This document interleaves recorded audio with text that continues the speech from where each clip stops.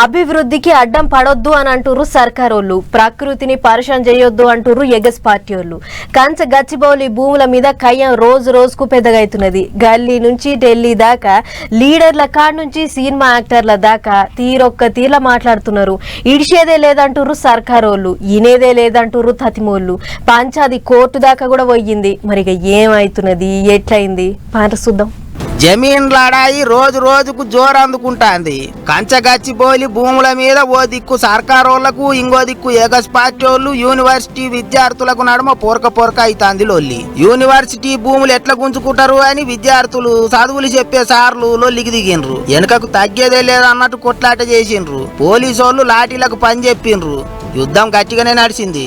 ఎర్రజెండ party వాళ్ళు, పువ్వు party వాళ్ళు కూడా లొల్లులు చేసిండ్రు. భూముల జోలికి పోవద్దు, చెట్లు కొట్టొద్దు అని గరం అయిండ్రు. ఢిల్లీలో ఉన్న తెలంగాణ భవన్ కాడ పువ్వు పార్టీ ఎంపీలు, ఎమ్మెల్యేలు ధర్నాకు దిగిండ్రు. సర్కారోళ్ళు నజరేసిన భూములు ఒక్కో ఎకరం 80 కోట్ల నుంచి 100 కోట్లు పలుకుతాంది అన్నట్టు మాట్లాడిండ్రు పువ్వు పార్టీ ఎంపీలు.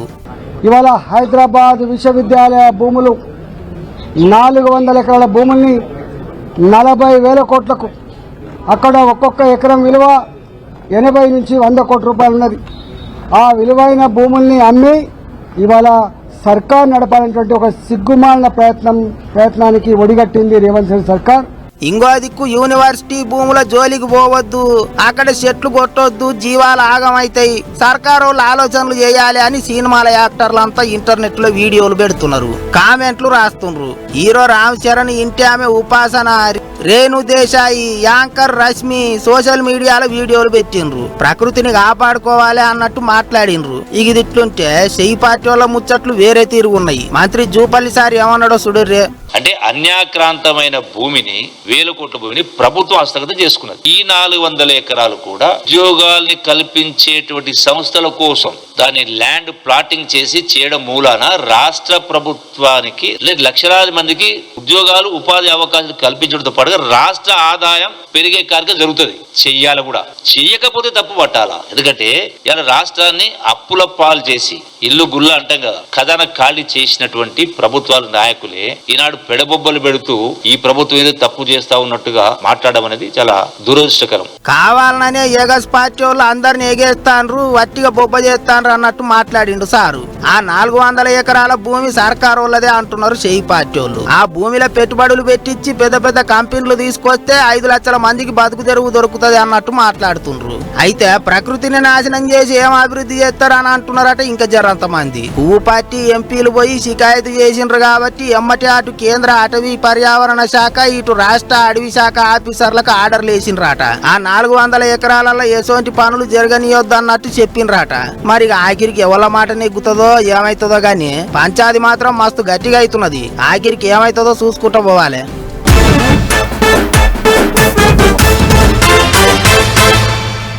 ఒకప్పటి రాజకీయానికి ఇప్పటి రాజకీయానికి మస్తు తేడా ఉన్నది. అప్పుడు లీడర్లంతా ఎలక్షన్లప్పుడే బయట తిరిగేటోళ్ళు, కానీ ఇప్పుడు ఏదో మీటింగ్ పెట్టుకొని పబ్లిక్ లో తిరుగుతుర్రు. తాబకో ఇగరం చేసుకుంటా పబ్లిక్ ను దిల్కుష్ చేస్తుర్రు. మంచి మంచి ముచ్చట్లు చెప్తున్నారు. పడరాని పార్టీలకు సురుకులు పెడుతున్నారు. అన్నిటికీ మించి ఏపీలో పెద్ద సారు చిన్న సారు పోటీ పడ్డట్టే తిరుగుతుర్రు. మరిగా సంగతి ఏందో చూడురు మీరే. ముఖ్యమంత్రి సారు ఫైలు వచ్చిందంటే చాలు ఇంటింటికి తిరిగి పింఛన్లు పంచుతాండు. సందు దొరికితే పబ్లిక్ లోనే ఉంటాండు. అట్లనే చదువుల మంత్రి లోకేష్ సారు కూడా తాపకో కార్యం ముంగటేసుకొని ఊర్లు సుడు పెడుతున్నాడు. ఇక ఈసారి ప్రకాశం జిల్లా దివాకరపల్లిలో బయోగ్యాస్ ప్లాంట్ కట్టనికే శంకుబండ బాతిచ్చిండు సారు. పంటలు పండించినాక ఉత్తగబోయే తాల్తాపాసి, గడ్డి గాసము, పశువుల పెండ గిట్ల వ్యర్థంగా పోయే వాటితోని పనికొచ్చే గ్యాస్ తయారు చేస్తారట. రాష్ట్రం అంతటా గిసోంటి ప్లాంట్లు ఇంకిన్ని కూడా తెరుస్తారట. ఇక మీటింగ్ లో ముచ్చట్లు చెప్పుకుంటా రైతన్నలకు మంచి జరుగుతుంది అన్నట్టు మాట్లాడిండు మంత్రి లోకేష్ సారు. నరసింహారెడ్డి గారిని మనస్ఫూర్తిగా ఈ సభాముఖంగా నేను అభినందిస్తున్నా. చంద్రబాబు గారు చెప్తున్న P4 విధానానికి రిలయన్స్ CBG ప్లాంట్ నాంది కాబోతుంది. పేదరికం లేకుండా చేయటంలో ఇది కూడా ఒక తొలి అడుగని సభాముఖం తెలుపుతున్నా. రైతులకి ఈ ప్లాంట్ల ద్వారా పెద్ద ఎత్తున మేలు జరుగుతుంది. నేపియర్ గడ్డితో ఈ గ్యాస్ తయారు చేయబోతున్నారు. రాష్ట్రం అంతా కలిపి 500 గ్యాస్ ప్లాంట్లు తెరుస్తారట. ఇగిదిట్లుంటే ఎగస్ పార్టీ వాళ్ళు గ్యాస్ ప్లాంట్ వేలిపోతుంది అన్నట్టు ప్రచారం చేస్తున్నారట. పబ్లిక్ ను భూములు పట్టిస్తున్నారట. అందుకే మంత్రి సార్ గట్టిగానే గరం అయిండు. రండి ప్లాంట్ చూడండి, వెళ్ళి మీ నాయకుడు చెప్పండి. అంతేగాని ఈ ప్లాంట్కి అడ్డుపడ్డద్దు, పడితే ఎర్ర బుక్లో మీ పేరు ఉంటుందని ఈ సభాముఖంగా వైకాపా నాయకులు నేను హెచ్చరిస్తున్నా. ఎవరన్నా లేనిపోని ప్రచారం చేస్తే వాళ్ళ పేర్లు రెడ్ బుక్లకి ఎక్కిస్తా అన్నట్టు చెప్పుకొచ్చిండు మంత్రి. ఇంకో పెద్ద ముచ్చట ఏంటిదంటే డిప్యూటీ సీఎం పవనాలు సారును బాగానే మెచ్చుకున్నాడు మంత్రి సారు. పవన్ అన్న అని పాయిరంగా పిలిచిండు. గౌరవ ముఖ్యమంత్రి గారిని తీసుకొచ్చి ఆ రైల్వే ప్రాజెక్ట్ కి మనం ప్రారంభిద్దామని తెలుపుతున్నా. వెలగొండ ప్రాజెక్టు కూటమి ప్రభుత్వానికి ఒక ప్రయారిటీ. ఆగిన పనులు తిరిగి ప్రారంభిస్తాం. చివరి ఎకరానికి సాగునీరు అందించే బాధ్యత మేము తీసుకుంటాం. ఇంకా తాగునీరు గురించి నేను చెప్పాల్సిన అవసరంలా. తాగునీరు శాఖ మంత్రి ఎవరు? నాకు అన్న సమానమైన పవన్ అన్న. గిట్లా భలే ముచ్చట్లు నడిచినైపోయినరే. అన్నిటికీ మించి 5 ఏళ్లలో 20 లక్షల కొలువులు ఇచ్చి తీరుతామని మరీ చెప్పుకొచ్చిండు ఐటీ మంత్రి. ఇస్తే అంతకంటే గొప్ప ముచ్చట ఇంకేముంటది అనుకుంటారు పబ్లిక్.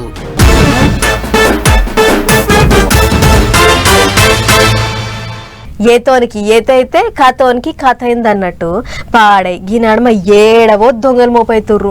బ్యాంకుల కాడ అమాయకుల్ని మోసం చేసి పైసల బస్తాలు మాయం చేస్తుర్రు. ఏటీఎంలు దోసుకపోతుర్రు. తాళం వేసిన ఇండ్లకు పోతం పెడుతుర్రు. ఇక ఇప్పుడు ఆఖరికి లీడర్ సభలంతా కూర్చొని మాట ముచ్చట్లు చేసే చట్టసభల్లో కూడా దొంగలు సొర్రుతుర్రు. ఇక చూడుర్రు ఏమైందో. అసెంబ్లీ చుట్టూ దొంగల మోపైలు కాకపోతే మనతన కాదు, ఆంధ్రాల నోట్ల కట్టల బరువంతా కద్దరి బట్టలలోనే ఉంటది అనుకున్నట్టున్నది కావచ్చు. చక్కగా అసెంబ్లీకి వచ్చేటి ఎమ్మెల్యేలకు ఎమ్మెల్సీలకే సూటి పెట్టిళ్ళు. బుధవారం నాడు శాసన మండలిలో కొత్తగా గెలిచిన ఎమ్మెల్సీల ప్రమాణ స్వీకారం కార్యం నడిచింది. ఆ కార్యానికి వచ్చిన లీడర్ల జేబులు కత్తిరిచ్చిళ్ళు దొంగలు.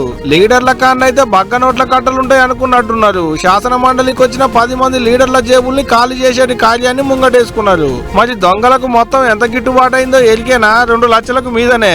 ఎమ్మెల్సీ బీటీ నాయుడు గన్మెన్ జేబులకేంచి 50,000 దాకా మాయం చేసిలాట. ఆయన అనుచరుల జేబులకేంచి కూడా బగ్గనే గుంజుకులాట. ఎవరు చూసి ఇళ్లలో పడుతున్నారు. పబ్లిక్ సొమ్ము మాయం చేస్తుందంటే ఏ సెక్యూరిటీ ఉండదు, ఎవరి పని కాళ్ళు పోతారు కాబట్టి పనితనం చూపెట్టిలేమో అనుకుందాం గాని అసెంబ్లీలో అది కూడా ఎమ్మెల్సీలు ప్రమాణ స్వీకారం చేసేటి కార్యంలో గింత కూడా భయం లేకుండా పని కానిచ్చిలా మంచి శైదిలిన దొంగలే ఉన్నట్టు చూస్తుంటే ఎమ్మెల్యేలు ఎమ్మెల్సీలు అలా కావాలండేటి సెక్యూరిటీ పోలీసు వాళ్ళు గన్మెన్లు ఉన్నాక కూడా అలా కండ్లను కప్పి జేబులకు తుట్టు పెట్టిలంటే బగ్గ అనుభవమే ఉన్నారు కావచ్చు. మరి గంతగానం దొంగలు తిరుగుతుంటే సెక్యూరిటీ వాళ్ళు ఏం చేస్తున్నట్టు అనుకుని గన్మెన్ల జేబులకే గంటలు పెట్టిరాయ. ఇక గాళ్ళు ఏం చేస్తారు వీళ్ళని. ఇక ఇది ట్వింటే గీ నడుమ ఎమ్మెల్సీలైన కొణిదెల నాగబాబు, సోము వీర్రాజులు ఎమ్మెల్సీలుగా ప్రమాణ స్వీకారం చేసిళ్ళు. మండలి చైర్మన్ మోషన్ రాజే దగ్గరుండి వాళ్ళతోని ప్రమాణం చేయించిండు. మరిగా చూడాలే కూటమి సర్కార్ల ఎమ్మెల్సీల పనితనం ఎట్టుంటదో అనేది రేపు.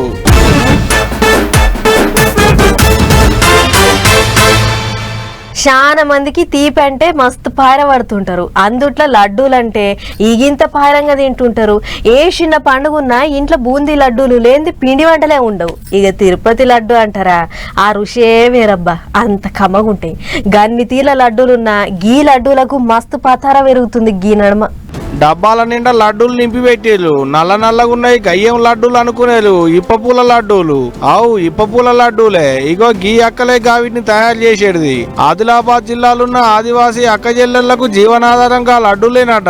కిలో ఇప్పపుకు 1/2 కిలో పల్లీలు, 1/2 కిలో నువ్వులు, కాజు, బాదాము, బెల్లము అవి తగినంత ఇస్తాం. కొన్న వాళ్ళు కూడా మరీ మళ్ళా చాలా బాగుందని మళ్ళా కస్టమర్లు కూడా వస్తుండ్రు. అడవిలకేంచి ఇప్ప పూలు ఏరుకొస్తారు. ముందుగాల బంగ్లాల మీద నేల మీద పడదాలు వాడిసి ఎండబెడతారు. ఇగిటు కడాయిలేసి నువ్వులు శనగలు ఏగిచ్చినాక గిట్లా మిక్సీలేసి రుబ్బుతారు. ఆడంక ఇప్ప పువ్వును కూడా నూనెల గోలిచ్చినాక మొత్తం ఒక్క దాంట్లో పోసి కలుపుతారు. ఆఖరికి పాకం పట్టిన బెల్లం రసాన్ని కలిపి గిట్లా లడ్డూలు చేస్తారట అక్కలు. మార్చి నెలలు వచ్చిందంటే సార్ ఇప్ప పువ్వు అంటే సంబరం. ఇక మాకు ఒక దేవుడు చేస్తాం. దేవుడు చేసిన తర్వాత వాళ్ళు ఇప్ప పువ్వు ఏరుకుంటారు సార్. అడవిలోకి పోయి మా ఆదివాసులు ఎక్కడున్నా కూడా ఇప్ప పువ్వు ఏరుతారు. దాన్ని మేము కొనుగోలు చేసి దాన్ని టోరు చేసి దాని మొత్తం ఏది ఉన్నా కూడా టోరు చేసి సంవత్సరం వరకు మన జొన్నలు కానీ ఏదైనా పండిన దించెట్లు ఉంచుతాం. అలాగే ఉంచుతాం సార్. ఇది నువ్వులు కానీ పల్లీలు కానీ ఎప్పటికప్పుడు కొనుక్కొస్తాం. గర్భిణితో ఉన్నోళ్లకు ఇప్ప పూల లడ్డూలు పేయికి మంచిదంటున్నారు. కడుపుల బిడ్డ మంచిగా పెరుగుతుందట. రక్తంలో హిమోగ్లోబిన్ హిమోగ్లోబిన్ కూడా పెరుగుతుంది అంటున్నారు. రుచి కూడా అంతే, మస్తు కమ్మగుంటాయట. అప్పట్లో ఆదివాసీలు గిరిజనులు ఈ ఇప్ప పూలను మా పాయలంగా తినేటోళ్ళు ఉండేనట. ఇన్నేళ్ల సంది అక్కలు గంత కష్టపడి లడ్డూలు చేసిన దాని పేరు ప్రధాని మోదీ సార్ మాట్లాడుతోని మస్తు పతారు వచ్చింది లడ్డూలకు. మొన్నో నాడు మన్ కీ బాత్ కార్యంలో మాట్లాడుకుంటా అక్కలు చేసేటి లడ్డూల్ని మస్తు తారీఫ్ చేసిండు ప్రధాని మోదీ సార్ కూడా. అయితే గంత కష్టపడి కిలో ఇప్ప పూల లడ్డూలు తయారు చేసేందుకు 250 కేంచి 300 వరకు ఖర్చు అవుతుందట. కానీ పావులా కూడా లాభం ఇవ్వకుండానే గవర్నమెంట్ వాళ్ళకు అమ్ముకోవాల్సి వస్తుంది అంటున్నారు అక్కలు. వీళ్ళ కాడ 300లకు కొనుక్కొని గవర్నమెంట్ వాళ్ళు మాత్రం 400లకు కిలో ఎంబడి అమ్ముకుంటున్నారట మార్కెట్ లా. అందుకనే గావిటికి కూడా రేట్లు పెంచి మాకు కూడా చెయ్యి తిప్పుకునేటట్టు చెయ్యి సార్లు అని అడుగుతున్నారు అక్కలు. ఈ ముచ్చటం తింటుంటే మీకు కూడా లడ్డు తినబుద్ధి అవుతుంది కదా, అయితే ఇంకా ఆలస్యం ఎందుకు, ఓ డబ్బా తెచ్చుకొని తినురి మరి. ఇప్పుడు ఏప్రిల్ 1వ తారీఖు వచ్చిందంటే చాలు దోస్తుగాళ్లను ఎట్లా ఫూల్ చేయాలని ఆలోచనలు చేసేటోళ్ళు చాలా మంది. అరే రే మన దోస్తు సురేష్ గాడు కింద పడ్డాడురా, అరే గా మల్లిగాని కాలుకు రాయి తగిలి నెత్తురెళ్ళిందిరా, పరమేష్ గాడు ఇక బడి మానేస్తున్నాడటరా అని ఒకరికొకరు చెప్పుకునేటోళ్ళు. ఆఖరికి ఏప్రిల్ ఫుల్ అనుకుంటా ఒకరికొకరు చూసుకుంటూ నవ్వుకునేటోళ్ళు. అవి అట్లనే ఇప్పుడు ఈ ముచ్చట్ని సోషల్ మీడియాలో పెట్టి అందరినీ ఏప్రిల్ ఫుల్ చేసిర్రు. ఈ ఏడాది ఏప్రిల్ మాసం అంతా నిత్యానంద స్వామి మీదికేంచి వెళ్ళిపోయింది పోండ్రి.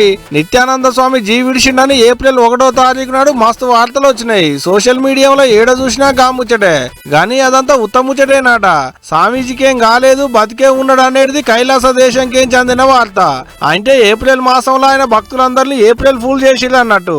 ఇంతకు స్వామీజీ జీవిడిచిండని పుకారు లేపిందవలో ఎలికేనా ఆయన సొంత మేనల్లుడే. ఇక ఇప్పుడు గీముచ్చట ఎలికైనాక సాములో ఇంకా లేదని లంది పెట్టుకున్న వాళ్ళందరికీ పోయిన పానం లేచొచ్చినట్టు అయింది. మళ్ళా అప్పట్లో భారతదేశంలో కేసు పెడితే పరారైపోయి ఓ కాడ ఇంత భూమి కొనుక్కొని కైలాస దేశం అని పేరు పెట్టుకొని నేనే దేవుణ్ణి, నేనే రాజును, నేనే మంత్రినని ఏలుబడి సాగిస్తున్నాడు. పూజలు, పురస్కారాలు, ఆర్డర్లు, ఆదేశాలు, ముచ్చట్లు, పనులన్నీ కా సోషల్ మీడియా వల్లే. అసలుగా కైలాస దేశం ఏడున్నదో అసలు ఉన్నదో లేదో కూడా ఎవరికి తెలియదు, ఎవరు చూసిన వాళ్ళు కూడా లేరు. ఇప్పుడు ఆయన ఏలుబడి సాగించేటి సోషల్ మీడియా వల్లే. ఆయన జీవిడిచిండు అనేటి ముచ్చట గిల్లు అని తిరిగేటాళ్లకు కంగు తిని కాలు చెక్కలు పోయి కడుపులో పడ్డంత పని అయిందట పాపం ఆయన భక్తులకు. సొంత మేనల్లుడే సోషల్ మీడియాలో పెట్టేటాళ్లకు ఏప్రిల్ మాసం షాలైనాడు పెట్టిండు కాబట్టి భక్తులందరినీ ఏప్రిల్ ఫూల్ చేసిండు కావచ్చు, తీయాలి ఎవలేం నొచ్చుకోకూరి అని కామెంట్లు పెడుతున్నారు నెట్టన్నలు. సాములో రేడున్నాడో ఏం చేస్తున్నాడో గాని దునియా అంతా మల్లోపాలి కైలాస దేశం పేరు చక్కర్లు కొట్టింది పోండ్రి.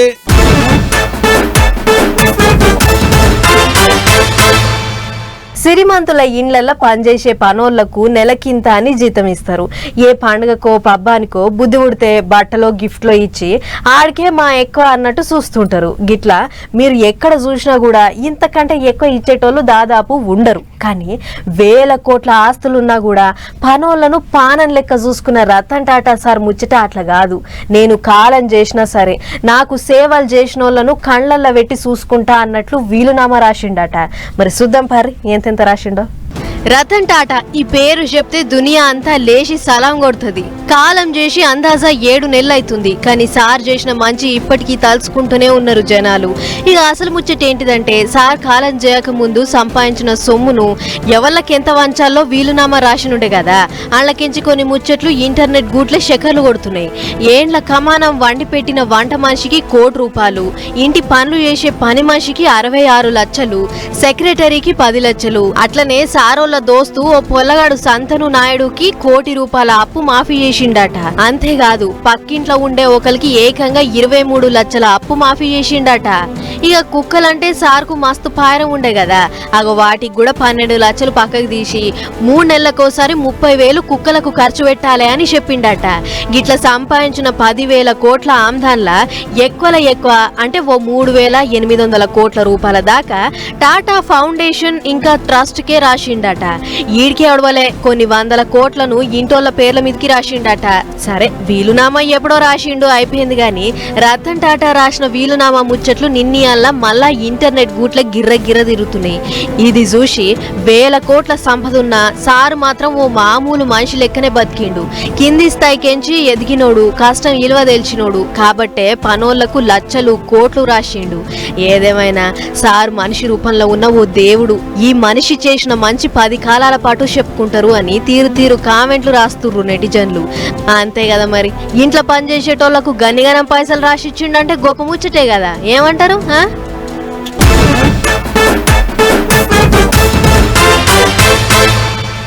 ఇంట్లోకెంచి ఎవరన్నా ఓ 6-7 నెలలు ఎటన్నా బయట దేశం పోయి వస్తే ఇంటోళ్ళంతా చిత్రపోయి చూస్తారు, గింత మారిపోయిర్రా అని పరిశాన్ అవుతారు. ఇంకా కొందరు అయితే దబ్బిన గుర్తు కూడా పట్టారు. అగో అట్లనే 9 నెలలు మొగుల మీద ఉండొచ్చిన సునీత విలియమ్స్ మేడం ఎరికే కదా. అగొగ్గ మేడాన్ని కూడా అలా ఇంటోళ్ళు అట్లనే అనుండొచ్చునేమో గాని వాళ్ళ ఇంట్లో కుక్కలను చూస్తే మేడంకు మాత్రం మస్తు సంబరం అనిపించిందట. మరి ఎందుకో ఏమో, మనం కూడా అరుచుకొని వద్దాం పారి.